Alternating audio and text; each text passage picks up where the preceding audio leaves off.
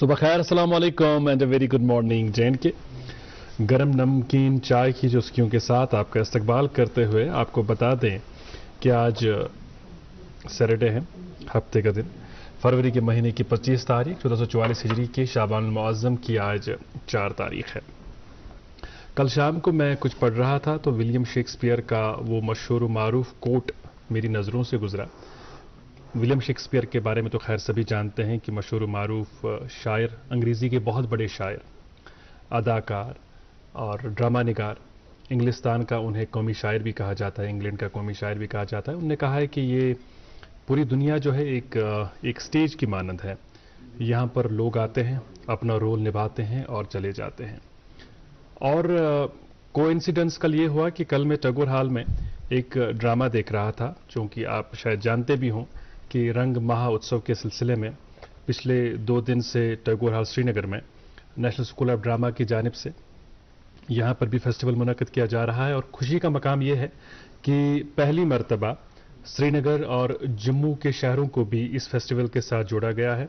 तो 22वां रंग महोत्सव, इस महोत्सव के सिलसिले में मुल्क भर में ड्रामे खेले गए और 10 शहरों का इंतखाब किया गया था। ऐसा होता है बेसिकली कि हर साल 10 शहरों का इंतखाब किया जाता है और जिन 10 शहरों का इंतखाब इमसाल किया गया, अगले साल नए 10 शहरों का इंतखाब किया जाएगा। खैर, मैं इकरा को इस बातचीत के साथ जोड़ना चाहूंगा। इकरा, कैसी हैं आप? अस्सलाम वालेकुम। वालेकुम सलाम। तबीयत ठीक, खैरियत से? आप कैसे हैं? अल्लाह का करम। तो मैं कह रहा था कि थिएटर के हवाले से, हाँ, थिएटर के हवाले से कि ये जो थिएटर फेस्टिवल चलाया जा रहा है, मैंने देखा कि वहाँ बड़ी तादाद में जो हमारे यहाँ के मकामी अदाकार है, फनकार है, नौजवान, उनकी बड़ी तादाद देखने को मिली। दोनों दिन में वहाँ था। आज भी हालांकि एक ड्रामा खेला जाएगा त्रियात्रा के नाम से 4 बजे के करीब। मैं जरूर देखने जाऊंगी। जरूर आइएगा। और इसमें क्या सबसे अच्छी बात है इस फेस्टिवल में कि जो दूसरे इलाकों से, दूसरी रियासतों से आर्टिस्ट ताल्लुक रखते हैं, वो यहाँ आकर परफॉर्म करते हैं। तो इससे क्या होता है, एक तो वो कल्चरल एक्सचेंज होता है और लिंगुअल एक्सचेंज होता है। तो कहीं ना कहीं कल जो ड्रामा खेला गया वो हिंदी जबान में था, लेकिन जो परसों ड्रामा खेला गया वो डोगरी जबान में था। अच्छा। डोगरी तो हमें समझ आती नहीं है, लेकिन इसके बावजूद लोगों ने बड़ी दाद दी उस चीज को, क्योंकि मैं भी ये समझता हूं कि किसी भी फन के लिए लैंग्वेज बैरियर नहीं बनती है। अगर वाकई आप एक अच्छे आर्टिस्ट हैं तो आप अपनी अदाओं से, अदाकारी से सामीन को, नाजरीन को, देखने वालों को मुतासिर कर ही। कला हो, कोई भी कला हो, परफॉर्मिंग आर्ट्स, ये सच में सरहदें नहीं मानती, ये सरहदों को पार करके आगे पहुंच जाती है। अच्छा, थिएटर के हवाले से आप ये इल्मियत, हमारी इल्मियत में इजाफा कर रहे थे कि वहाँ प्लेज होंगे, आज भी होगा इंशाल्लाह। मैं भी जाऊंगी, मुझे भी देखने का मौका मिलेगा, टाइम निकालूंगी तो जरूर जाऊंगी। अच्छा, इसके साथ कुछ और जुमले में जोड़ना चाहूंगी, अपना तजुर्बा इस ताल्लुक से शेयर करना चाहूँगी। हमारे यहाँ थिएटर की ओर इस तरह का रुझान हमें देखने को नहीं मिलता है। पहले तो ज़्यादा था, लेकिन अब लोगों में वो जो जोश, जज्बा या वलवला हुआ करता था इस ताल्लुक से, प्लेज के ताल्लुक से, वो लाइव देखते वहाँ किसी भी थिएटर में, वो अब नहीं रहा। मेरे ख्याल से कहीं ना कहीं जो एक ब्रेक रही कुछ वक्त के लिए, अब जो कि रफ्ता रफ्ता फिर से बहाल हो ही रहा है, जो एक ब्रेक रही, कहीं ना कहीं मेरे ख्याल से अब जो नई जनरेशन है उनके जहन इस चीज को फिट करने की जरूरत है। बाहर के मद्दे मुकाबिल, अगर यहाँ के मद्दे मुकाबिल बाहर हम देखें, वहाँ लोग बढ़ चढ़ के इसमें हिस्सा लेते हैं। थिएटर में एज स्पेक्टेटर्स जाते हैं, वहाँ उस सब को सराहते हैं, तो काफी अच्छा लगता है, लाइवली लगता है। वेरी राइट, बिल्कुल सही कह रही हैं आप। इसमें कोई दो राय नहीं है कि कश्मीर में कई बरस तक बड़ा जमूद तारी रहा थिएटर एक्टिविटीज पर, लेकिन इसके बावजूद जो हमारे यहाँ के वो हिदायतकार है, फनकार हैं, जिन्होंने इस फन को जिंदा रखा, इंतहाई मुश्किल हालात के बावजूद इस फन के साथ वाबस्ता रहें, वो खराज तहसीन के मुस्तहिक हैं, अप्रिसिएशन के मुस्तहिक हैं।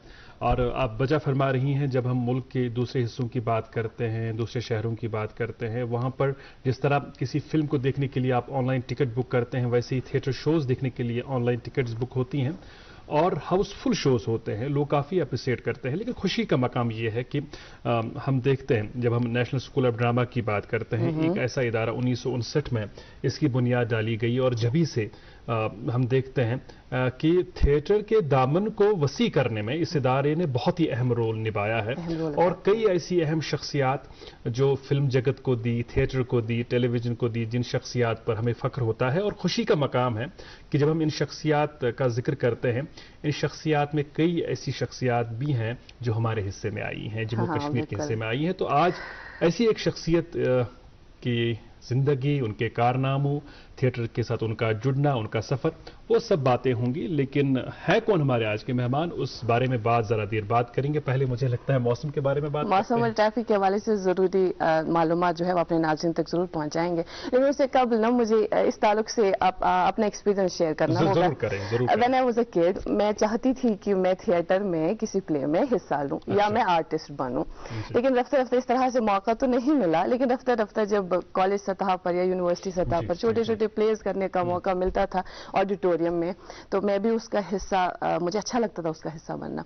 एक प्ले मैंने किया यूनिवर्सिटी के ऑडिटोरियम में, हाँ, तो मुझे माँ का रोल मिला। ओके, तो जब मुझे माँ का रोल मिला, डायलॉग्स मुझे अच्छे से याद नहीं रहते हैं। अब मैं स्टेज पे हूँ और मुझे जाहिर है डायलॉग डिलीवरी उसमें कोई इस तरह से खलल नहीं पड़नी चाहिए। मैं डायलॉग बोल रही हूँ, मुझे इसके बाद समझ ही नहीं आ रहा है कि मैं बोलूं तो बोलूं क्योंकि मैं अपना डायलॉग भूल चुकी थी। तो मैंने 5-10 सेकंड का पॉज ले लिया।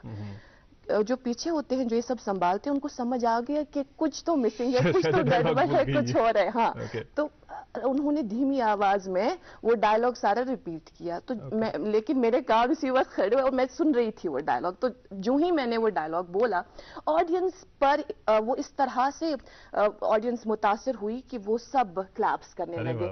तो तब मुझे समझ आया कि ये जो पॉज था बेकार पॉज नहीं था, अच्छा एक नेचुरल पॉज था और इससे काफी फायदा हुआ। बिल्कुल, लेकिन एक बात है ना, आपको मुझे इस ताल्लुक से दाद तो देनी चाहिए। मैंने जो एक्सप्रेशंस मेरे चेहरे पे थे, मैंने उनको बरकरार रखा। आपको पता है यही वजह है कि थिएटर को, स्टेज को एक्टर्स मीडियम कहा जाता है। जब आप स्टेज पर उतरते हैं तब तक आपको डायरेक्टर समझा सकता है, कह सकता है भैया ऐसे ही करना है, ये रिएक्शन होनी चाहिए, ऐसे जेस्चर्स होने चाहिए। लेकिन उसके बाद जब आप उतरते हैं स्टेज पर, उसके बाद आप और ऑडियंस, वहां तो डायरेक्टर नहीं आता है।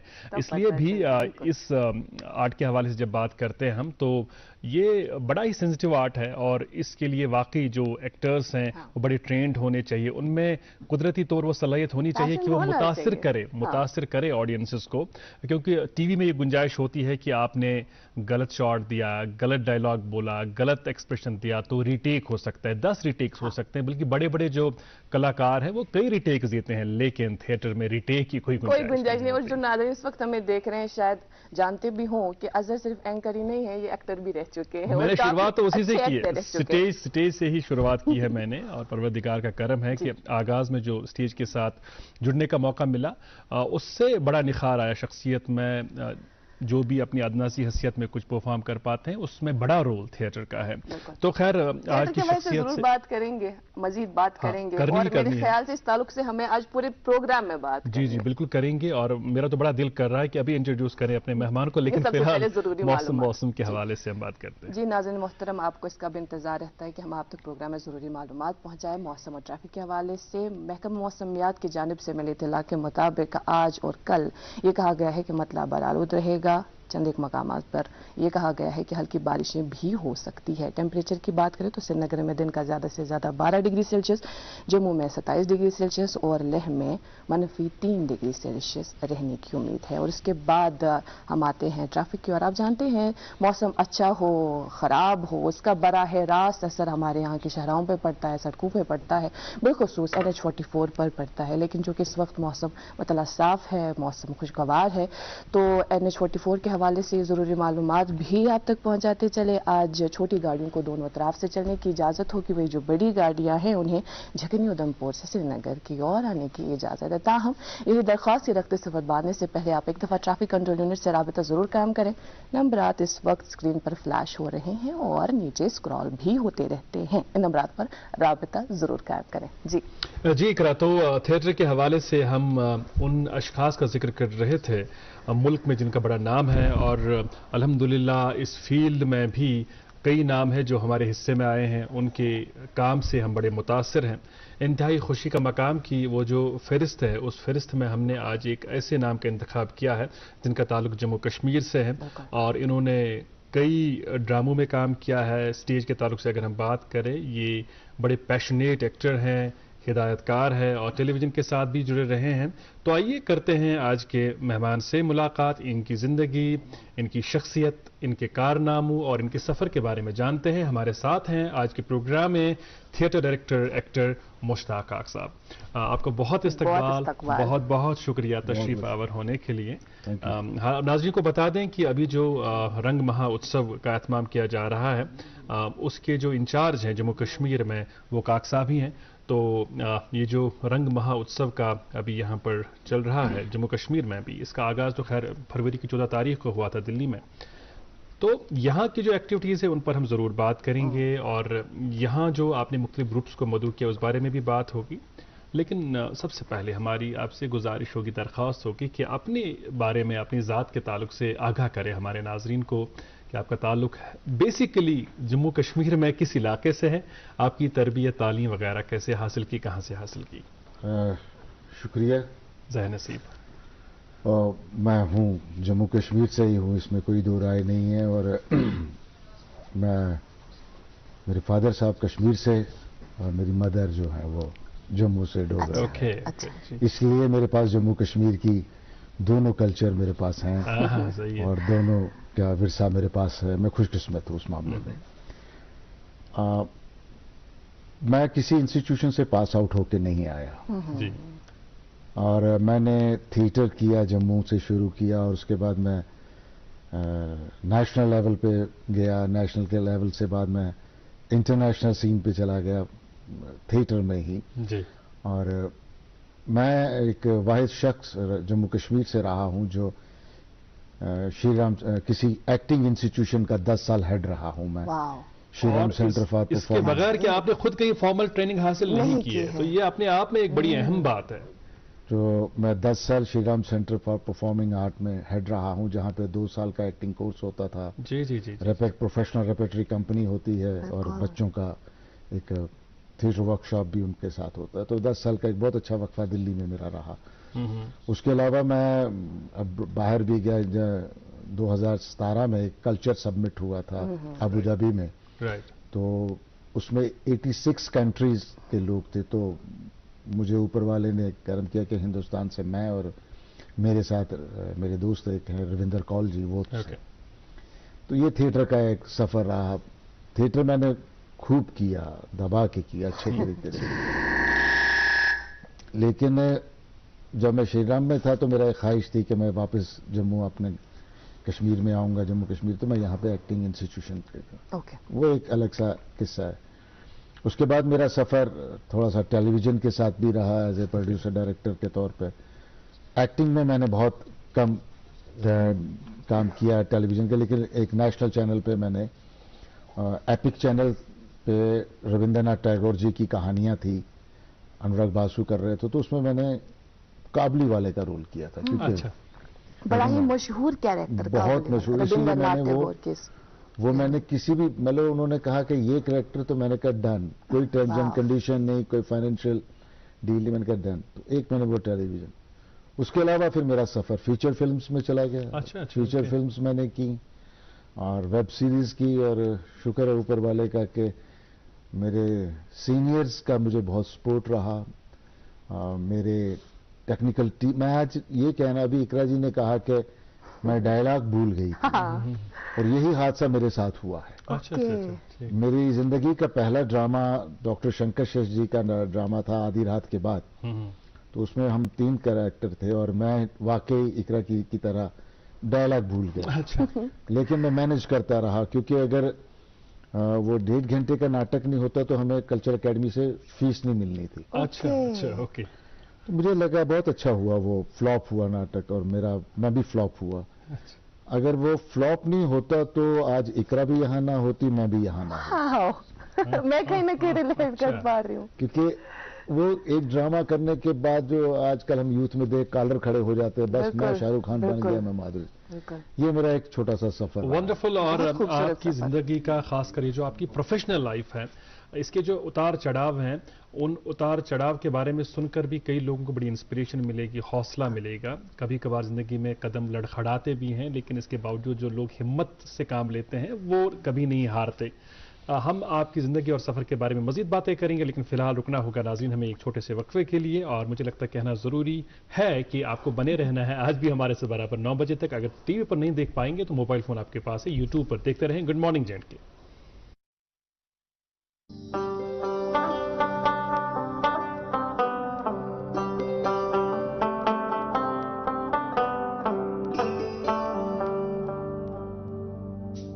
गटि मंज जन यी जुन गाश अस रूजिन पगहच आश अस रिश्तन बरहव गोड अस पखन कड़हव बाश। सेमटेक्स सीमेंट्स रिश्तन हिज मजबूत इमारत। नामवर IVF सेंटर वरदान अमृतसर जालंधर में हजारों बे औलाद जोड़ों के घरों में औलाद की खुशी का चिराग जलाने के बाद अब पिछले 2 सालों से वादी कश्मीर में वरदान के डायरेक्टर डॉक्टर वरीश और उनकी डॉक्टरों की टीम की निगरानी में औलाद की खुशी मयसर हुई है। जो सालों से औलाद की खुशी के लिए तरसते थे, तशरीफ लाइए वरदान IVF centre Magar Malbagh Srinagar. For appointment call 9814021991। एक मरतबा फिर से आप तमाम नाज़रीन का इस्तकबाल। आप देख रहे हैं अपना मनपसंद प्रोग्राम गुड मॉर्निंग J&K। नाज़रीन, अगर आपने अभी अभी अपना टीवी सेट ऑन किया है तो आपको बताते चलें कि हमारे साथ जो प्रोग्राम में मेहमान तशरीफ फरमा है, हमारी खुशबख्ती है कि हमें आज उन्हें होस्ट करने का मौका मिल रहा है। हमारे साथ मुश्ताक काक साहब जो एक्टर है, थिएटर डायरेक्टर है और कई फिल्मों में काम कर चुके हैं और आने वाली फिल्म्स में भी काम करेंगे इंशाल्लाह। और काक साहब को हम नमकीन चाय लगातार पिला रहे हैं क्योंकि कश्मीर से ये कुछ मुझे नमकीन चाय बड़ी पसंद है, अजहर को भी मालूम है। आज भी हमारे घर में आज भी कल्चर है, ये कल्चर है। जबरदस्त, बहुत अच्छी बात है। और हमारी तहजीब तमद्दुन की ये कई चीज़ें हैं जिन्हें हमें महफूज करके रखना है क्योंकि इनसे हमारी शनाख्त जुड़ी है। हमें बड़ी खुशी हुई कि फेरन पहनकर आप आए हैं शो में। तो कहते हैं ना कि अगर किसी कौम को खत्म करना है तो उसके आर्ट कल्चर और लैंग्वेज पर अटैक करो। इसलिए शुक्र है कि हमारा आर्ट कल्चर लैंग्वेज हमारे पास महफूज है। यही हमारा। मेरे जहन में एक सवाल है जी। मेरे ख्याल से बहुत कम ऐसे नाज़रीन होंगे जो आपके बारे में ये इल्मियत रखते होंगे कि आपने 20 साल तक सरकारी नौकरी की, लेकिन इतने पैशनेट थे एक्टिंग के तई कि आपने नौकरी को छोड़ दिया और एक्टिंग के करियर को आगे लिया। इतने पैशनेट कैसे? वाकई में सरकारी नौकरी में था और तब मेरे बच्चे भी छोटे छोटे थे। जिंदगी का बहुत बड़ा रिस्क था वो। बिल्कुल। और मैं दिल्ली में एक ड्रामा करने गया था और ड्रामा करने वहाँ पे विजय तेंदुलकर जी थे, निर्मल वर्मा जी थे, GN कौशल जी थे। ये रिनोन पर्सनैलिटीज हैं हमारी। पन्ना भरतराम थी। तो उन्होंने मैं नाटक देखा, उसके बाद मैं उनसे विजय तेंदुलकर जी से मिलने चला गया। तो उन्होंने वो जो श्रीराम सेंटर की एग्जीक्यूटिव प्रेसिडेंट थी पन्ना भरतराम, उनको कहा कि तुम एक डायरेक्टर ढूंढ रही हो, ये लड़का काम कर रहा है, इसे क्यों नहीं ले रही? अच्छा। तो उन्होंने कहा ठीक है हम इनसे मीटिंग करते हैं। तो मीटिंग हुई, मेरी बातचीत हुई जी। मैं वापस जम्मू आ गया, घर में सोचने लगा, अपनी मिसेज से बातचीत की क्योंकि लाइफ रिस्क पे थी, छोटे छोटे बच्चे थे और लाइफ की सिक्योरिटी कुछ नहीं थी। आर पार की बात थी। तो हमारे कुछ दोस्त थे जो ब्यूरोक्रेसी में थे, तो मैंने उनसे डिस्कस किया। तो उन्होंने कहा कि एक काम करो, तुम लीव विदाउट पे पे चले जाओ। ओके।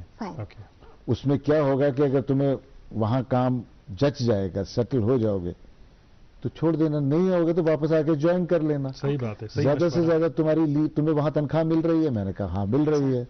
तो कह रहे फिर लीव विदाउट पे चलो। तो मैं लीव विदाउट पे पे चला गया। बच्चे छोटे छोटे थे और इसमें एक क्रेडिट मैं जरूर अपनी वाइफ को देना चाहता हूं क्योंकि मेरी स्ट्रगल की लाइफ में उसने ही घर को संभाला। बच्चों आज माशाल्लाह बच्चे अच्छे ओहदों पे बैठे हुए हैं। और मैं चला गया और मैंने काम किया। काम करने में तो मैं भूत था और मैंने मुझे काम करता गया तो मुझे साल मेरा कॉन्ट्रैक्ट खत्म हो गया, कहने लगे कि हम आपको कंटिन्यू करना चाहते हैं। अच्छा। तो उन्होंने 2 साल का और कॉन्ट्रैक्ट बढ़ा दिया। मैंने उसका कहते 2 साल और लीव विदाउट पे ले ले। एक स्टेज आई, मैंने लगा यार ये बहुत हो गया, मैं सेट हूं। मुझे लगता है मुझे जो सही जगह चाहिए थी अपने लिए वो मुझे मिल गई है। अच्छा। उसी दौरान मैंने मैंने कहा यार छोड़ो नौकरी, छोड़ दो। तो मैंने तो कॉन्फिडेंस आ गया था कहीं ना कहीं कि मैं यहाँ पर मुझे लगा कि मैं सिक्योर हूँ, क्योंकि लाइफ की सिक्योरिटी तो आपको बहुत चाहिए, मस्ट है। और परफॉर्मिंग आर्ट और ये ऐसा है कि आपको रोजाना कुआं खोदना है, पानी निकालना है, पीना है, रोज आपके पास नहीं चैलेंजेस होते हैं। मुलाजिम के लिए फीस है 31 तारीख को पे सीधी अकाउंट में आने, हमारे अकाउंट में नहीं आने, हमें खोदना है।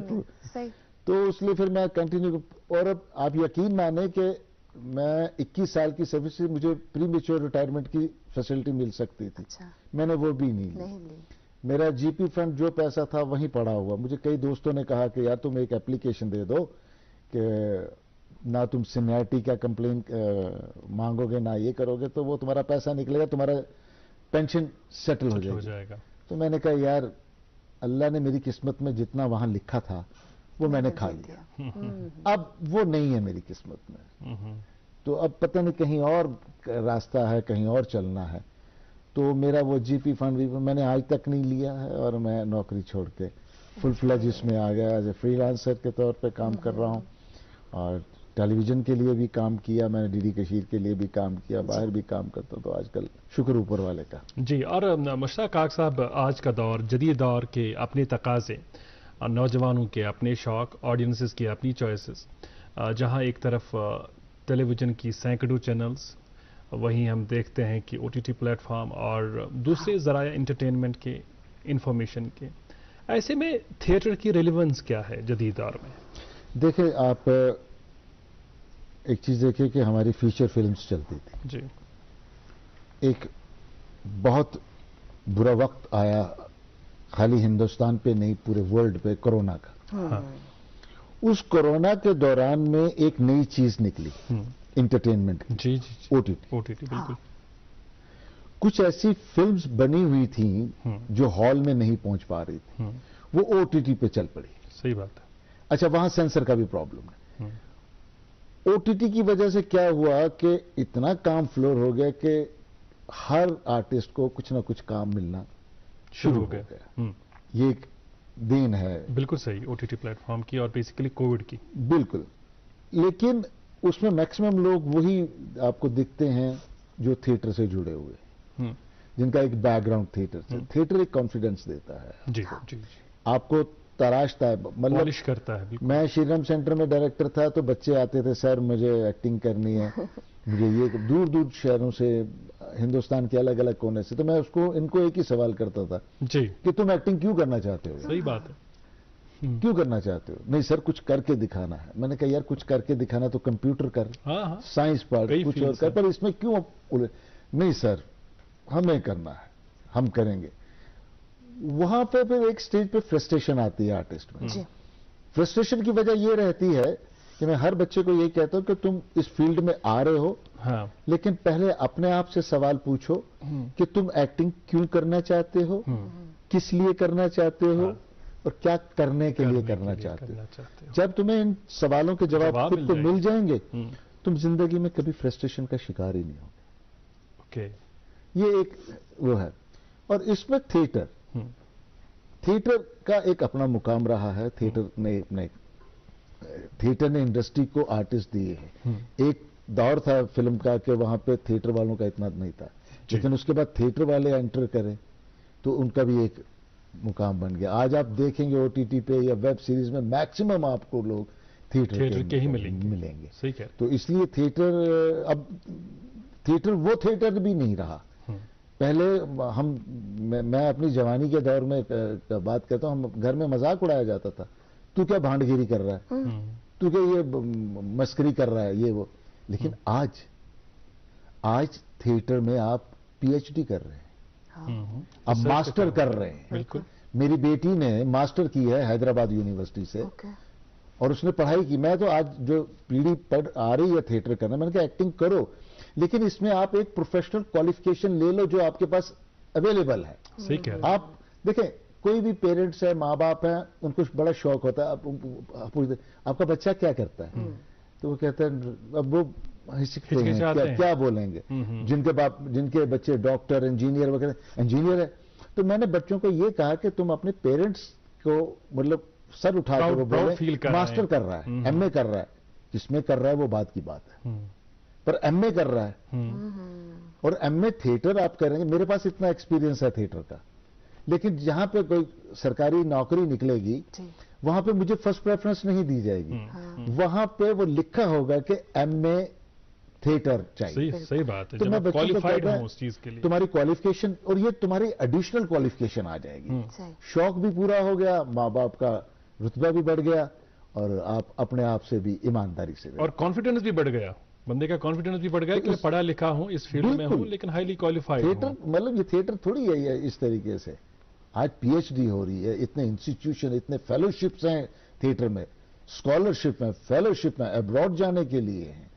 लेकिन बस प्रॉब्लम कुछ यही है कि उनके दिमाग में या तो वो फिल्म आ जाती है या थोड़ा सा फिल्म कर लें, मैं ये नहीं कहता, मैं भी करता हूं, लेकिन अगर अभी वो जवान है, यंग है, तो इसको जहां आपने बीए करनी है, एमए उर्दू करनी, वहां पे तुम एमए थिएटर कर लो, तुम्हारे पास प्रोफेशनल क्वालिफिकेशन भी आ जाएगी। और आजकल जो नई स्कीम यूजीसी की आ रही है, एजुकेशन की आ रही है, वहां पे थिएटर लाजमी किया जा रहा है पढ़ा, तो स्कूल में कल जाके जॉब भी मिलेगी।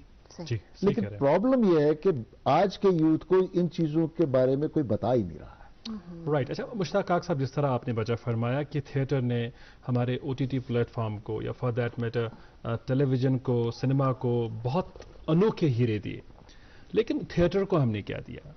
थिएटर में ट्रेन्ड जो अशखास हैं, जिनका बड़ा नाम है, उन्हें थिएटर को क्या दिया? और हमें ये भी आपसे जानना है कि जब आप कश्मीर के थिएटर पर नजर डालते हैं तो क्या लगता है आप, हम कहां पर हैं?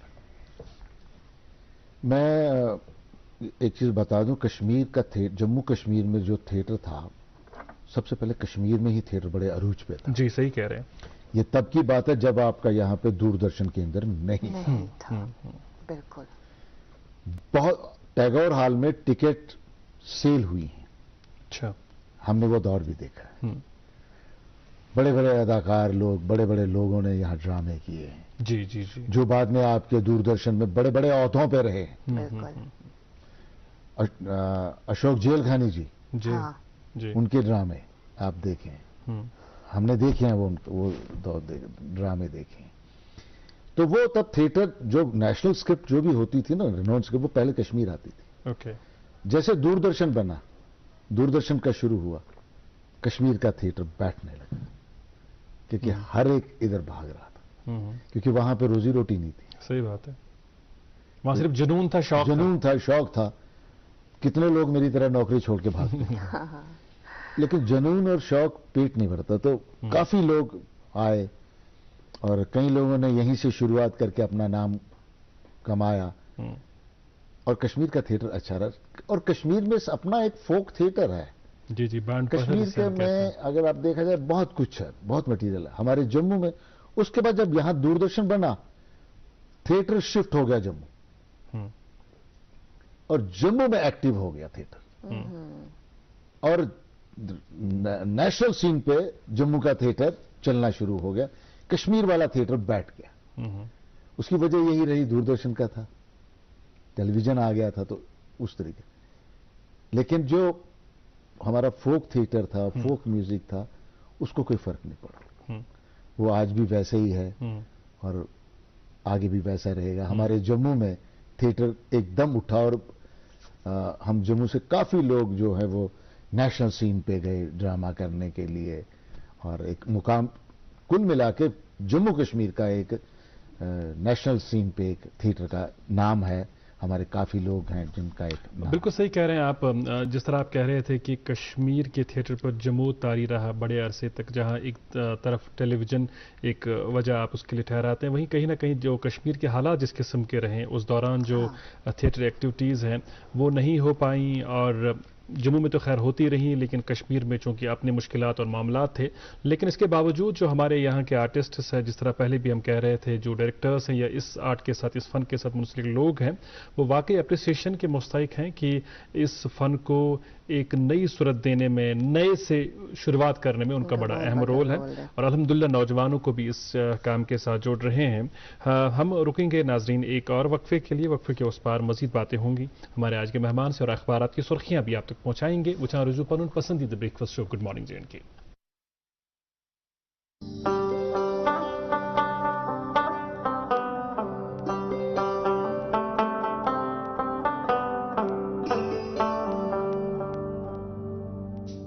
गटि मंजन यी जुनगाश ऐसे रूजिन पगहच आश ऐसे रिश्तन बरहव गोड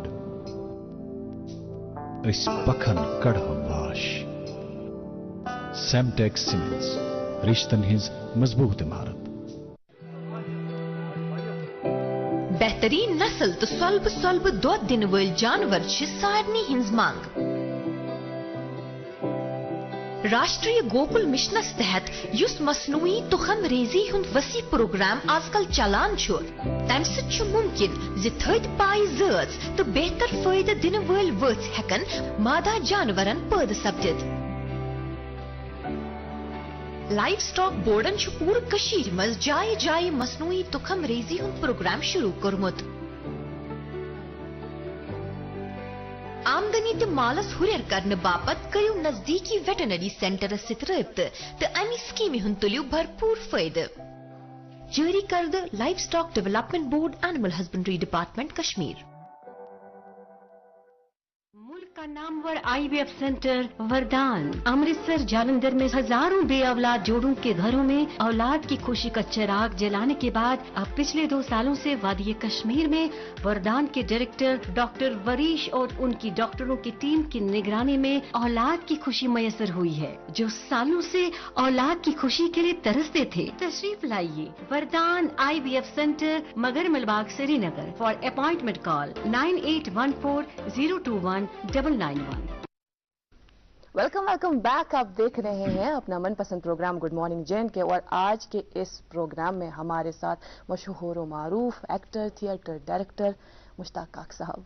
बातचीत का सिलसिला हम जरूर जारी रखेंगे, लेकिन हम पे भी कुछ जिम्मेदारी आयद होती है प्रोग्राम में, जिसमें एक जिम्मेदारी ये भी है कि हमें अखबारात की सुर्खियां अपने नाज़रीन तक पहुंचानी होती है। अगर आपकी इजाजत हो तो शुरू करें। बहुत जरूरी है ये, एक इन्फॉर्मेशन लोगों तक पहुंचने पर चाहिए, और यहीं से ड्रामे का कन्फ्लिक्ट भी मिलता है। बहुत शुक्रिया। खैर नाज़रीन मोहतरम, मेरे पास है एक मकामी उर्दू रोजनामा है, और इस उर्दू रोजनामे में मौसम के ताल्लुक से यह खबर शाया हुई है। पहले भी हमने इस ताल्लुक से आपको आगाह किया था, ज़रूरी मालूमात पहुंचा दी थी, लेकिन इस ताल्लुक से मजीद क्या इन्फॉर्मेशन है वो भी आप तक पहुंचाएंगे। मार्च की पहली और दूसरी तारीख को बर्फबारी मुतवक्का। आज और कल कुछ इलाकों में मौसम रहेगा खराब। जी जी, अंग्रेजी अखबार है मेरे पास। इस अखबार के पहले सफ़े पर कई अहम खबरें शाया हुई हैं। इनमें से चंद एक का इंतखाब करते हैं, उनकी सुर्खियां आप तक पहुंचा रहा हूं। सुर्खी सुनिएगा। Focus G20 discussions on world's most vulnerable citizens. PM Modi addresses first meeting of finance ministers, central bank governors under India's G20 presidency. सुर्खी इस अखबार की, uproar over minimal property tax, unjustified needs introspection. LG, those spending on mobile phones, data, video games don't want to pay service taxes. जी, मकामी अंग्रेजी रोजनामा मेरे पास भी, और इस अखबार में वी द पीपल अनवान के तहत खबर शाया हुई है। Chikankari art flourishing and large number of people involved with zeal and zest so can guide declining arts of Jammu and Kashmir. जी, उर्दू अखबार रकम तराज है। वादी भर में महराज आलम सल्लल्लाहु अलैहि वसल्लम की इख्तितामी तकरीब पर रूह परवर इज्तिमात, मसाजिद, ज़ियारतगाहों और खानकाहों में रात भर जारी रहने वाली पुरनूर और पुरवकार शब खानी की तकरीबात। और एक सुर्खी, प्रधानमंत्री फसल बीमा योजना जम्मू कश्मीर के तमाम 20 अजला के किसानों तक स्कीम आफत समावी और गैर मौसमी बारिशों से पैदा होने वाले फसलों के नुकसानात की जमा कवरेज फराहम करेगी लेफ्टिनेंट गवर्नर। आखिरी रोजनामा मेरे पास बचा है, ये मकामी उर्दू रोजनामा है, और इस अखबार से भी ये अहम खबर सुनिएगा। जम्मू और कश्मीर में सियाहत में रिकॉर्ड इजाफा, कुछ सियासतदान भी अब वादी में लुत्फ अंदोज हो रहे हैं। जय किशन रेड्डी। जी, एक अंग्रेजी अखबार के अंदरूनी सफ़े से ली गई चंद खबरें, इनकी सुर्खियां आप तक पहुंचा रहा हूं। Schools asked to complete term second exams of junior classes by March 20th। और एक सुर्खी इस अखबार की, no sub divisional hospital established in J&K in last 3 years, official data. और एक सुर्खी, 7 sub inspectors, 21 assistant sub inspectors, 30 SCs promoted. और आखिरी अखबार उर्दू अखबार, इसकी 2 सुर्खियां। एक दिल खराश वाकया पेश आया है, इसी हवाले से सुर्खी, उत्तर प्रदेश में कोल्ड स्टोरेज की जेर तामीर छत गिर गई। उधमपुर और रामबन के 7 मजदूर लुकमा अजल, 20 दीगर जख्मी, अस्पताल मुंतकिल, हर मुमकिन मदद फराहम की जा रही है। जितेंद्र सिंह। और एक सुर्खी, जम्मू कश्मीर में कोरोना के 2 नए मामलात, 18 मरीज जेर इलाज। ये थी अखबार की सुर्खियां। मैं एक सवाल करूं? पूछ लें, जरूर हमारे आज के मेहमान से। मेरे जहन में ये सवाल है और जो मैं सोच के आई कि मुझे पूछना ही पूछना है। जब हम टीवी पे किसी एक्टर को परफॉर्म करते हुए देखते हैं, वो हीरो हो या विलन रोल में हो, अब जाहिर है जो एक डायरेक्टर होता है या कास्टिंग डायरेक्टर होता है, उनकी नज़र होती है कि किस एक कैरेक्टर को हम विलन में फिट करें, किस एक कैरेक्टर को हम हीरो का रोल दें। ये कैसे देख लेते हैं, किस तरह से देख पाते हैं? क्या ये शक्ल पर, शक्ल सूरत पर, या इंसान के ट्रेड्स वगैरह, किस तरह से हम ये जज कर पाते हैं कि ये जो बंदा है ये इसके लिए फिट है? इसका अब ये ट्रेंड शुरू हुआ है, कास्टिंग डायरेक्टर ट्रेंड अब शुरू हुआ है, लेकिन पहले कास्टिंग डायरेक्टर ट्रेंड नहीं था। अब क्या है कि डायरेक्टर स्क्रिप्ट पढ़ता है, उसकी रिक्वायरमेंट होती है, वो हर कैरेक्टर का एक ब्रीफ नोट बना लेता है और कास्टिंग डायरेक्टर को दे देता है कि भाई मुझे ये लुक चाहिए। अच्छा जी। फिल्म जो है वो लुक पे बड़ी मैटर करती है। ओके। लुक, अब जैसे फॉर एग्जांपल मैं हूं, मेरी दाढ़ी बढ़ी हुई है, लेकिन मैंने नियत करके दाढ़ी नहीं बढ़ाई है, ये मैं क्लियर कह देता हूं। मेरी कास्टिंग ही इस दाढ़ी की वजह से होती है। अच्छा। क्योंकि मेरी जो उनको लुक चाहिए होता है वो उनको मिलता है, डिफरेंट लुक मिलता है। ओके। मेरी मैक्सिमम फीचर फिल्म्स जितनी हैं, मैंने उनमें नेगेटिव कैरेक्टर ही किया है। अच्छा। ऑलवेज नेगेटिव कैरेक्टर्स, कुछ कैरेक्टर्स जो हिस्टोरिकल कैरेक्टर्स वो भी किए हैं, और एक दो फिल्में हैं जिसमें मैंने पॉजिटिव कैरेक्टर किया। अभी मेरी आने वाली फिल्म है गदर 2। वो तो ये कास्टिंग डायरेक्टर ही फिर चुनते हैं अलग अलग फेसेस को, ऑडिशन करते हैं, और हर कैरेक्टर के लिए 4-4, 3-3 ऑप्शन सिलेक्ट किए, तो वो पूरे हिंदुस्तान से कास्टिंग डायरेक्टर चुनते हैं लोगों को। जी जी जी। और उसके बाद फिर डायरेक्टर देखता है, फिर उसको उसके डायरेक्टर के खाके में अगर वो फिट हो जाता है, सही कह रहे हो, फेस, वो कैरेक्टर जो उसकी, क्योंकि फिल्म पहले लुक पे आती है, जो कैरेक्टर का लुक है वो चाहिए। मेरा एक एक्सपीरियंस, हमारे वेद राही जी हैं, वो एक डोगरी फिल्म बना रहे थे जम्मू दूरदर्शन के लिए। अच्छा। तो उसमें उन्होंने एक लड़की को कास्ट किया। मैंने कहा सर ये तो फ्रेश है, उसको डोगरी बोलना नहीं आती है, तो ये बाकी लड़कियां हैं, एक्ट्रेस हैं। कहते हैं काक साहब ऐसा है, जो कैरेक्टर का लुक है वो यही है जो मुझे चाहिए, बाकी चीजें हम मैनेज कर लेंगे। बाकी चीजें डोगरी बोलना, ये क्या करना, वो मशीनें हैं हमारे पास, डब कर लेंगे, ऐसा होता है। तो इसलिए जब भी कोई कास्टिंग करता है तो वो नेचुरली वो खाका बना होता है कैरेक्टर। हम ड्रामे में भी बच्चों को पढ़ाते हैं, कैरेक्टराइजेशन करो भैया, ये कैरेक्टर कैसा होगा, कैसी लुक कैसी होगी। अच्छा। तो उसके बाद वो ऑडिशन होता है और कास्टिंग हो जाता है। जी, अभी ये जिक्र चला है जो आपने काम किया है मुख्तलिफ फीचर फिल्म्स में या थिएटर के लिए, OTT प्लेटफॉर्म्स के लिए, और जो डिमांड है वो लगातार बढ़ रही है। हमारी पैनल पे फ़ोन आ रहे हैं हमारे देखने वालों के कि इतने अच्छे अदाकार हैं आपके साथ, तो इनसे आप कोई डायलॉग क्यों नहीं बुलवाते हैं? तो हम ये लिबर्टी ले सकते हैं आपके साथ। आई एम श्योर कि आप हमें निराश नहीं करेंगे। डायलॉग कोई भी आपका पसंदीदा डायलॉग? पसंदीदा सारे मेरे सारे बच्चे प्यारे हैं, तो इंतखाब करना मुश्किल है। कोई भी डायलॉग, या जो आपने गदर 2 के लिए भी? नहीं, मैं जो फिल्में अभी की वो नहीं कर सकते, वो कर नहीं सकते, उसका रिवील नहीं कर सकते। मैं एक डायलॉग, ड्रामे का डायलॉग सुना सकता हूँ। जी जी जरूर, प्लीज सुनाएं। लावारिस लाश को गिद्ध नोच नोच के खा जाते हैं, पर बसेसर लावारिस नहीं। उसकी लाश सड़क के किनारे पुलिया पर पड़ी मिली, शायद इसीलिए लावारिस लाश का ख्याल आ गया, वरना उसके तो मां भी हैं, बाप भी हैं, गरीब भले ही हो पर हैं तो। गांव सरोहा शहर से ज्यादा दूर रही है, मुश्किल से 20 मील, लेकिन गांव में जो कुछ भी घटता विधानसभा में जमकर हंगामा होता था इस बात को लेकर। थैंक यू, इतना बहुत जबरदस्त। अच्छा काक साहब, आप बड़े लोगों के पसंदीदा होंगे, आपके बहुत सारे मदाहीन भी होंगे, लेकिन काक साहब के फेवरेट कौन हैं? आप किन की एक्टिंग से मुतासिर रहे हैं? अल पचीनो। अच्छा, अगर आप हिदायतकारी की बात करें, जो कई हिदायतकारों के साथ काम किया आपने, आप खुद भी एक हिदायतकार हैं, तो किन की डायरेक्शन आपको लगता है कि वाकई बाकियों से मुख्तलिफ है? नहीं, हमारे हिंदुस्तान में इतने डायरेक्टर जिनके साथ मुझे कुछ वर्कशॉप करने का मौका मिला जी। और उनके प्रोसेस को मैंने सीखा है, जैसे हबीब तनवीर साहब हैं, हाँ। राम गोपाल बजाज जी हैं, हमारे जम्मू कश्मीर के बंसी कौल जी गुजर गए हैं, M.K. रैना जी हैं, उसके बाद रतन थ्याम जी हैं, बादल सरकार हैं, विजय मेहता जी हैं, ऐसे बहुत अनगिनत उस्ताद हैं हमारे जिनके साथ मैंने काम किया और मुझे मौका मिला। उनके काम को किस तरीके से, किस प्रोसेस में वो काम करते थे, किस तरीके से वो एक्टर के साथ काम करते थे, ये सीखने का मौका मुझे मिला। और मैं बड़ा खुशकिस्मत हूं कि मुझे मेरे जितने भी ड्रामे हैं, मैंने जितना भी काम किया है वो मैंने लिटरेचर को लेके किया है। ओके। मैंने कलहन की राज तरंगिनी पे ड्रामा किया हुआ है, स्वर्गीय मोतीलाल कीमो जी का एक ड्रामा उनसे लिखा था, नगर उदास।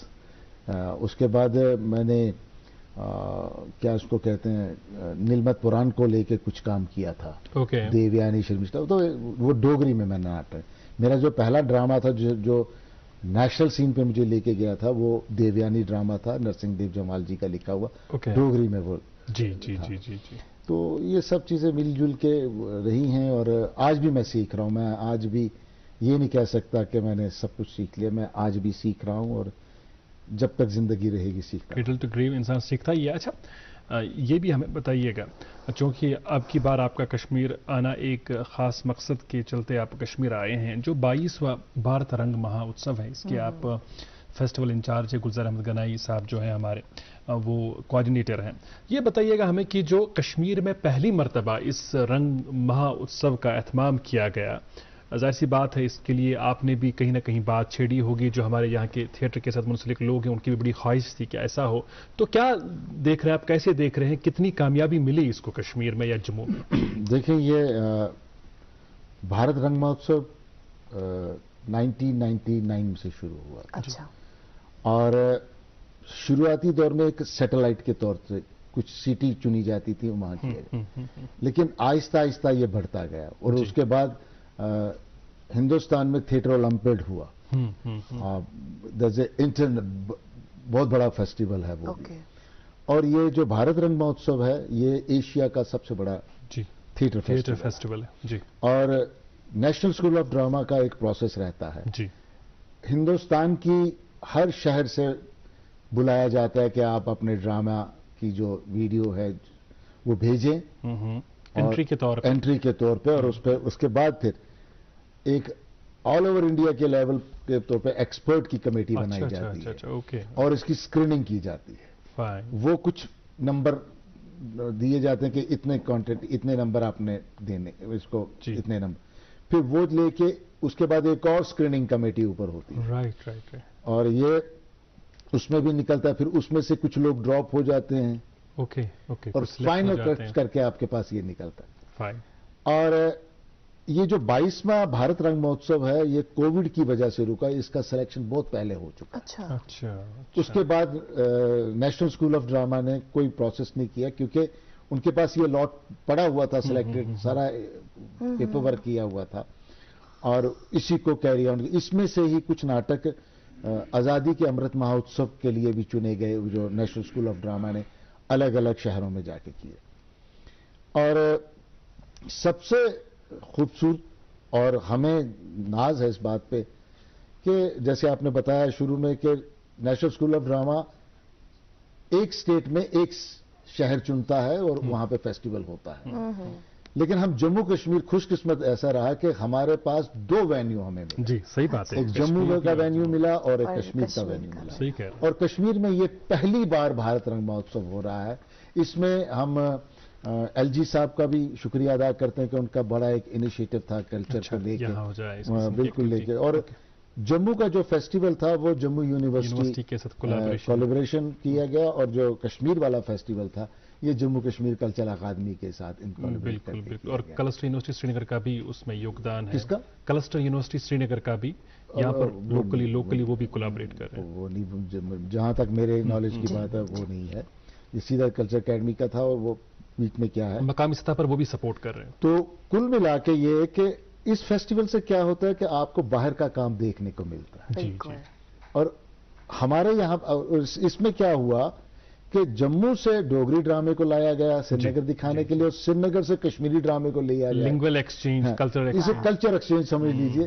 तो इसलिए मैं एज ए फेस्टिवल इंचार्ज भी रहा हूं, और मैं जम्मू कश्मीर की तरफ से, जम्मू कश्मीर की थिएटर फ्रेटर्निटी की तरफ से, आर्ट लवर की तरफ से मैं अपने भारत सरकार, कल्चर डिपार्टमेंट और एलजी साहब का और यहाँ के तमाम लोगों का और एजेंसीज का जिन्होंने कॉर्पोरेट किया, शुक्रिया अदा करता हूं कि उन्होंने ये मौका दिया और हमारे आर्ट लवर्स को ये ड्रामे देखने का एक मौका मिला। अच्छा, जी, और जो देखने वाले हैं उनसे हम ये दरख्वास्त भी कर सकते हैं कि आज भी 4 बजे आ सकते हैं आप टैगोर हॉल में, जो आज ड्रामा खेला जाएगा त्रियात्रा, तो आप इस ड्रामे को देखने के लिए आ सकते हैं। एंट्री फ्री है, आप दोस्तों के साथ आ जाएं, हम ख्यालों के साथ आ जाएं, अफराद खाना के साथ आ जाएं। बिल्कुल अजहर, इसी से जुड़ा, रंग महोत्सव से ही जुड़ा मेरा एक सवाल रहेगा, जो कि हम जैसे प्रोग्राम के आगाज़ में ही थिएटर के हवाले से बात कर रहे थे, तो इस बात का भी जिक्र हुआ कि बाकी रियासतों, बाकी इलाकों के मद्दे मुकाबिल यहाँ पर उतना रुझान हमें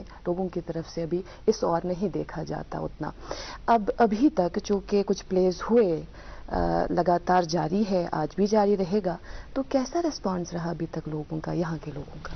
देखें, एक तो हमारी यहाँ की एक अपनी एक कुछ ये कहा जाए कि सिक्योरिटीज को लेके प्रॉब्लम रहती है। हमें नाटक को 4 बजे शुरू करना पड़ता है, जबकि थिएटर परफॉर्मेंस आप बेहतर जानते हैं कि एक माइंड सेटअप है कि 6 बजे नाटक शुरू होगा। जी बिल्कुल। तो वो 6 बजे वाला नाटक 4 बजे पे करना है, और 4 बजे स्कूल कॉलेजेस लगे हुए हैं, ऑफिसेज लगे हुए हैं। तो ये भी एक जो अड़ंगा आ रहा है, ये रब करे कि आगे ये भी सॉल्व हो जाए। तो दर्शक ऑडियंस यही लोग हैं। आपकी बच्चों की ट्यूशन 4 बजे स्टार्ट हो जाती है, सही है। और जो दर्शक जिसने आना भी होगा उसके लिए थोड़ी सी प्रॉब्लम होती है। इसको सॉर्ट आउट करना जरूरी है। इसमें फिर यही हल होता रहता है कि कुछ ग्रुप बहुत चालाक होते हैं, वो कहते हैं हमारा शो हम संडे को करेंगे यार। अच्छा, संडे को सबको छुट्टी होती है, तो एक गैदरिंग आपको मिल जाती है, एक ऑडियंस आपको मिल जाती है। या वो कैलेंडर में देखते हैं कि छुट्टी किस दिन आ रही है, सरकारी छुट्टी किस दिन आ रही है, तो उस तरीके से वो एज ए मार्केटिंग स्टंट के हिसाब से प्लान कर लेते हैं कि छुट्टी वाले दिन ड्रामा रखें और लोग आएंगे। तो कोई बात नहीं, अगर आज 4 बजे शुरू हुआ है तो इंशाल्लाह आने वाले वक्त में 6 बजे भी शुरू होगा। लेकिन इसके बावजूद पहले दिन जब इनॉग्रेशन थी इस फेस्टिवल की श्रीनगर में, खचाखच हाल भरा हुआ था, काफ़ी लोग आए हुए थे देखने के लिए, और उसमें बड़ी अच्छी बात ये थी कि अमर सिंह कॉलेज के जो तलबा हैं वो भी आए थे, स्टूडेंट्स बड़ी तादाद में आए थे। तो आज भी हम एक्सपेक्ट करेंगे कि अच्छी तादाद में लोग आएंगे। खैर, ये बताइएगा हमें कि जब हम किसी आर्ट फॉर्म की बात करते हैं तो उसका एक इम्पैक्ट होता है ज़िंदगी पर। थिएटर किस तरह लोगों की ज़िंदगियों में बदलाव ला सकता है, बदलाव ला रहा है, ये एक सवाल बुनियादी किस्म का थिएटर के हवाले से। जो आप जिंदगी में कभी नहीं बन पाते हैं वो आप थिएटर में बन जाते हैं। हाँ। आपने कभी सोचा नहीं होगा कि मैं डॉक्टर बनूंगा, आप बन जाते हैं। आपने कभी सोचा नहीं होगा मैं इंजीनियर बनूंगा, आप बन जाते हैं। मिनिस्टर बनूंगा, हाँ, मिनिस्टर बनूंगा, सीएम बनूंगा। तो पहले तो ये है कि जो मन की ख्वाहिशें हैं वो पूरी हो जाती है ना, चाहे वो उस वक्फे के लिए, आधे घंटे के लिए या 1 घंटे के लिए, लेकिन 1 घंटे के लिए यार मैं सीएम तो हूं। हाँ। तो एक वो चीज है। दूसरी चीज, मैं शुरू जैसे मैंने कहा कि थिएटर वो थिएटर नहीं रहा, जैसे आप अखबार की सुर्खियां पढ़ रहे थे। हाँ। तो मैं तो बच्चों को एक्सरसाइज करवाता हूं इस पे कि ड्रामे का मतलब what is the definition of drama, एक conflict which is project through action. तो वो एक सुर्खी जो अखबार की होती है वो आपको बता देती है। सही है। कल एक लड़की के साथ हादसा हुआ, गाड़ी मार के चले गई, बस ये लाइन है। अब इसको ड्रामा बनाना है। सही है। अब कल एक लड़की घर से निकली होगी, गाड़ी आई होगी, वो सारा ड्रामा बनना शुरू हो जाएगा। उसके ख्वाब, अरमान, क्या था, वो हिट हुई, गिर गई, 4 लड़के आए, उठाए, अस्पताल ले गए, तो ड्रामा ऐसे ही बनता है। जी जी, सही कह रहे। तो एक कन्फ्लिक्ट जो है वो सुर्खियां ही देती हैं। और मैं हमेशा आर्टिस्टों को कहता हूं कि जो बच्चे इस फील्ड में आते हैं, मैं कहता हूं अच्छी नॉवल पढ़ो, पोइट्री पढ़ो, अच्छा म्यूजिक सुनो। ये एक्टर की वो गजा है। हाँ। आपको मतलब एक्टर क्या रियाज करेगा, गाने वाला तो सितार लेगा, हारमोनियम करेगा, एक्टर का रियाज क्या है? एक्टर का रियाज यही है, आप अच्छा लिटरेचर, क्योंकि अच्छा लिटरेचर पढ़ेंगे आपका विजन खुलेगा, आप कहां जा रहे हैं, क्या हो रहा है, आपको चीजें नए अल्फाज मिलेंगे, शब्द में आपकी वोकैबुलरी अच्छी मिलेगी जी। जब तक आप लिटरेचर को नहीं पढ़ेंगे आपके पास वोकैबुलरी नहीं मिलेगी। अच्छा, इसी से जुड़ा मेरा एक और सवाल है। जब अभी कुछ वक्त कबल हमने आपसे दरख्वास्त की थी कि आप हमें कुछ डायलॉग्स बोल के बताएं किस तरह से एक्ट करते हैं, तो कुछ सेकंड्स आपने भी लिए थे एक कैरेक्टर से दूसरे कैरेक्टर में फिट होने के लिए। हाउ डिफिकल्ट इट इज, कितना मुश्किल रहता है इस कैरेक्टर से उस कैरेक्टर में आना, शिफ्ट होना? देखें, अब मैं एक डायलॉग बोलना होता है याद करके बोलना। हाँ। एक डायलॉग होता है कि आपको लगे कि आप डायलॉग नहीं बोल रहे, बातचीत कर रहे हैं। हाँ। मैं डायलॉग बोलने में एक जगह आपने नोट किया, मैं ऐसे काउंट कर रहा था, तब आपने पॉज भी लिया था। हाँ, वो क्या था कि ऐसे नॉर्मल डायलॉग, गांव सुरोहा शहर से जरा दूर नहीं है, मुश्किल से 20 मील, ये नॉर्मल डायलॉग है। ओके। लेकिन मुझे कैसे पता है कि वो 20 मील है? First I count it. Yes, एक नेचुरल प्रोसेस है। वो मैं मुश्किल से 20 मील, लेकिन गांव में जो कुछ करता था गांव का हो गया। विधानसभा में जमकर हंगामा, नेचुरल चीज। आपके पास फिगर थोड़ी है कि 20 मील है, आप तो आइडिया लगाएंगे ना। आप कहेंगे, आपसे कोई पूछता है कि मुझे ये बताइए कि आपने सौरा तक जाना है, यहां से कितना किलोमीटर, आपको नहीं पता, आप तो थोड़ा सा रुकेंगे, थोड़ा सा टाइम लेंगे, बिल्कुल, तभी जाके आप बात करेंगे। तो ये एक्टर का अपना काम है, आपका एक्टर को अपना होमवर्क खुद करना होता है। जी जी जी। जिसके लिए वो कैरेक्टराइजेशन करना होता है, उसका एक लंबा प्रोसेस है। आजकल तो वैसे ही आसान है, आप गूगल में चल जाइए, सब्जेक्ट टॉपिक डाल दीजिए, सबको निकल के बाहर आ जाएगा। लेकिन आप गूगल में नहीं जाएंगे, आप फेसबुक में जाएंगे, चैटिंग में जाएंगे और कहेंगे अपने आप को मैं प्रोफेशनल एक्टर। तो आप एज ए प्रोफेशनल एक्टर अपने आप पे कितना काम कर रहे हैं? अच्छा काक साहब, चूंकि ओटीटी प्लेटफॉर्म्स के लिए भी काम किया आपने, टेलीविजन के लिए भी काम किया, स्टेज के लिए तो आप काम करते ही आए हैं, लेकिन आपके दिल के नज़दीक तो खैर तो ये लगता यही है कि अभी ही कहेंगे थिएटर है, सबसे ज़्यादा नज़दीक कौन सा मीडियम रहा है? और जो आप बाकी मीडियम्स के साथ जुड़ते गए, कहीं चॉइस बदल तो नहीं गई, या चॉइस वही है जो रही है हमेशा से? मैं अपनी बात पे कायम। ओके। मेरे आज भी शोज लगे हुए हैं। मेरा फर्स्ट को दिल्ली में शो हो रहा है, लम्हों की मुलाकात। अच्छा। कृष्णचंद्र की कहानी है, फर्स्ट को है। 20 को मेरा शो भुवनेश्वर में है, 22 को शो मेरा कलकत्ता में है। मेरे ऑनलाइन शोज लगे हुए हैं ऑलरेडी। और जब शूटिंग का कुछ आता है, शूटिंग के, तो मैं कहता हूं ये मेरी डेट्स नहीं मैं आ पाऊंगा, मैं वहीं चला जाता हूं प्ले करने। फिर मैं कहता हूं वहां से मैं फ्लाई करके आ जाता हूं। तो ये आपके पास है, आपके ऊपर है। देखिए, आपकी जिंदगी में 24 आवर्स है जी, 24 घंटे हैं। आप घर का कोई काम होता है या कोई घर वाले कोई कहते हैं, आप इस 24 में ही मैनेज करते हैं ना। 24 से कभी 23rd नहीं होगा और 25th नहीं होगा। जब आप बाकी चीजें इसमें मैनेज करते हैं, शादी पे जाना, इधर करना, फ्रेंड को अटेंड करना, तो why not you manage your professional in channel? Right. तो इसलिए मुझे कोई प्रॉब्लम नहीं होती है। हाँ, ग्लैमर की दुनिया है, ओटीटी फिल्म करना, वो मैं ग्लैमर के लिए करता हूँ, मस्ती के लिए करता हूँ। शुक्र ऊपर वाले का, मुझे मौका मिलता है। और सबसे मैं बॉम्बे में भी नहीं बैठता हूँ, मैं जम्मू में बैठता हूँ, वहीं से मैं ऑडिशन वगैरह होता है मेरा। तो ऊपर वाले का शुक्र है, मैं साल में 3-4 फिल्में कर लेता हूँ घर बैठ के। और लेकिन मेरा थिएटर चलता रहता है, वो उसको नहीं। मैं अभी भी मतलब मेरी सेहत ठीक नहीं है, लेकिन मुझे इस थिएटर ने भारत रंग महोत्सव में मैं आया। जी जी, बिल्कुल सही। वो एक पैशन बरकरार है और अल्लाह करे वो हमेशा बरकरार रहे। जी, कमिटमेंट आपका होना। और सबसे बड़ी बात यह है, मैंने सेल्फ के लिए कुछ नहीं किया। मैंने सेल्फ कभी नहीं माना। मैंने जो भी काम किया कॉज के लिए किया।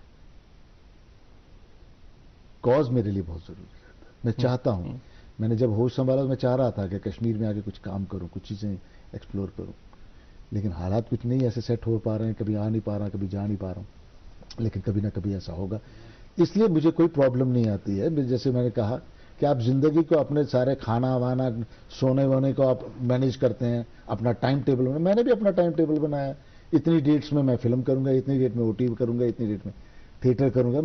मेरा चार्ट बना हुआ है। और इतनी डेट में मैंने मेडिसिन भी खानी है। सही है, सारा कुछ एक टाइम टेबल बना हुआ है। अच्छा, जो कश्मीर के आपके दोस्त हैं, आपके मित्र हैं, उनकी बड़ी चाहत है कि किसी कश्मीरी सीरियल में काक साहब से एक्टिंग करवाई जाए, लेकिन उसके लिए मामला ये हो रहा है कि कश्मीरी आप नहीं बोल पाते, हालांकि वालिदा साहब आपके कश्मीर से उनका ताल्लुक रहा है। तो क्या हम आने वाले वक्त में एक्सपेक्ट करेंगे कि कश्मीर थिएटर के लिए, कश्मीर ड्रामों में आपकी अदाकारी के जौहर हमें देखने को मिलेंगे? हमारे बड़े भाई हैं अयाश भाई, अयाश आरिफ भाई जी जी जी, वो हमेशा उनका मेरे से गिला रहता है। वो जब भी कोई स्क्रिप्ट लेके बैठते हैं वो गुस्से के साथ कश्मीरी नहीं बोलता है तू।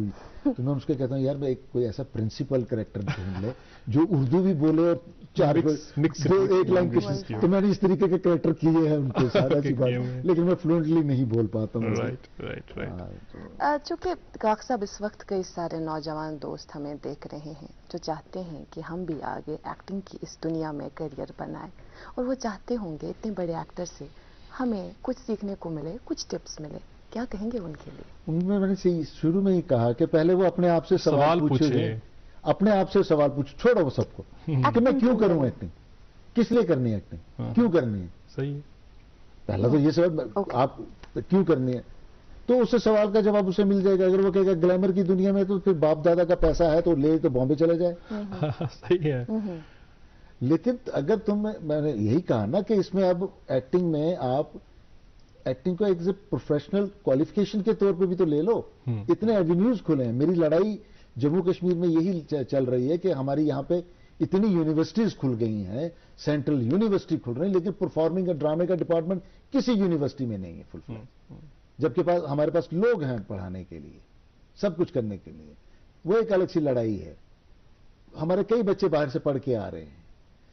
कहने का मतलब ये है कि अगर आप देख रहे हैं कि जुल्फें लंबी करके और ये करके, तो फिर मत करो यार। फिर बाप दादा के पास पैसा है, लो बॉम्बे चले जाओ, खर्च करो, चल गए तो चल गए, नहीं चल गए तो नहीं चल गए। ऐसे दोस्त, ऐसे लोग भी हैं बॉम्बे से, जम्मू कश्मीर से ऐसे लोग भी गए हैं, बड़े मतलब अच्छी फैमिली से, बड़ी अच्छी फैमिली से बिलोंग करने वाले बच्चे गए हैं। हमने देखे हैं, हम देख रहे हैं, उनको कर रहे हैं वो स्ट्रगल अपने हिसाब से। क्योंकि बॉम्बे की स्ट्रगल अलग तरीके की है। तो कुछ किसी को मिल जाता है काम, किसी को नहीं मिल जाता। लेकिन फिर दुख होता है कि फिर पछतावा ये होता है कि अब घर वापस कैसे जाना है, क्या बोलना उस गली में। वो जो दूध वाला है वो पूछे हाँ क्या किया, वो ये सवाल बड़े चुभते हैं। इसलिए मैं आज के यूथ को कहता हूं आप पढ़ाई करो, आप इसी में एमए कर लो यार, ड्रामे में। आपका एक्टिंग का शौक भी पूरा हो जाएगा। और आप अगर आप लगता है तो आप कीजिए स्ट्रगल, आइए मैदान में जी। और मैं हर एक्टर को कहता हूं एक बार बॉम्बे का चक्कर लगा के आ जाए। कल को उसको मलाल लिए न रहे। अगर मैं बॉम्बे गया होता ना तो मैंने झंडे गाड़े होते। हाँ, ये कर दिया तो एक चक्कर लगा के आ जाना चाहिए। जी जी जी जी, अपनी असलियत पता चल जाती है इंसान को। काक साहब, रंग महोत्सव के हवाले से एक सवाल सईद मुंतजिर कहते हैं, बल्कि पूछते हैं कि ये बताइएगा हमें कि कश्मीरी और उर्दू ड्रामे भी क्या इस रंग महोत्सव में कहीं खेले गए? मैंने शुरू में कहा कि जम्मू में कश्मीरी ड्रामा खेला गया और इससे पहले भी कश्मीरी ड्रामे खेले गए।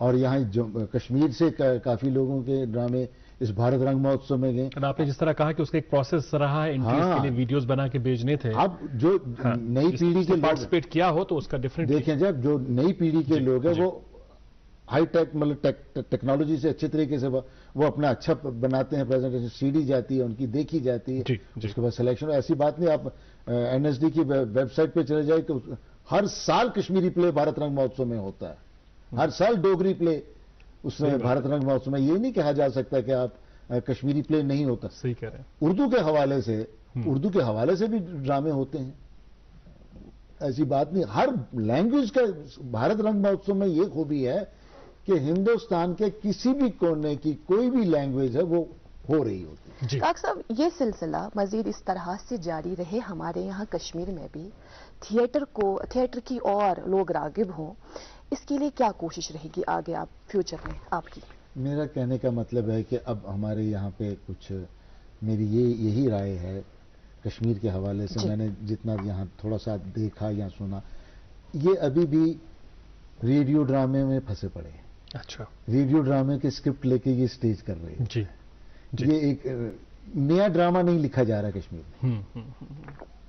मेरी नजर तो में मुझे लगता है ये जो आपने बहुत ही अहम बात कही है, इससे कहीं ना कहीं क्लू मिल गया होगा हमारे उन दोस्तों को जो लिखते हैं, जो लिखारी हैं, प्ले राइट्स हैं, वो स्टेज के लिए लिखेंगे और खसूसियत के साथ स्टेज के लिए ही लिखेंगे। आपका बहुत बहुत शुक्रिया, वक्त की कैद मज़ीद बात नहीं कर पाएंगे। आपका बहुत बहुत शुक्रिया आने के लिए और बातें करने के लिए हमारे साथ, अपनी ज़िंदगी और अपने कारनामों के हवाले से बहुत बहुत शुक्रिया। नाज़रीन, आपका भी बहुत शुक्रिया, आप जुड़े रहे गुड मॉर्निंग जिनके प्रोग्राम के शुमारे में हमारे साथ। बच्चों को ढेर सारा प्यार, बुजुर्गों और खवातीन का एहतराम और इकराम मुझे और इकरा को दे इजाज़त है। Have a great day ahead. Allah हाफ़िज़। अल्लाह।